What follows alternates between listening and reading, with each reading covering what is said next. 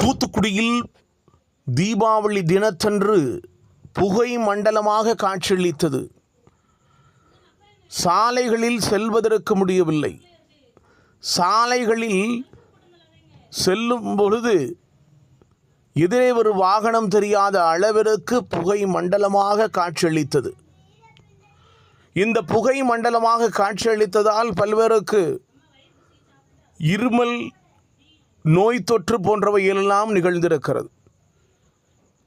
பல பேர் வீட்டை விட்டு வெளியே வராமல் வீட்டை பூட்டி கொண்டு இருந்திருக்கிறார்கள்.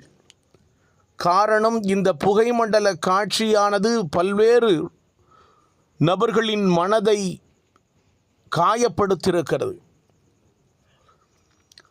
புகை எல்லோருக்கும் பகை என்பது மட்டும் உண்மையாகும். இது பட்டாசு பசுமை பட்டாசு என்று சொல்லுகிறார்கள்.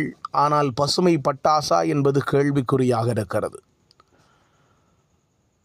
உச்சநீதிமன்றம் பசுமை பட்டாசுகளை மட்டுமே பயன்படுத்த வேண்டும், குறிப்பிட்ட நேரத்தை தான் பயன்படுத்த வேண்டும் என்று கூறியிருக்கிறது. ஆனால் தூத்துக்குடி பல பகுதிகளில் குறிப்பிட்ட நேரத்தை பயன்படுத்தவில்லை. இரவு 10 மணி வரை வெடித்திருக்கிறார்கள். இந்த பட்டாசு வெடியின் காரணமாக விலங்குகளெல்லாம் ஓடி ஒளிந்தது என்பது குறிப்பிடத்தக்கது.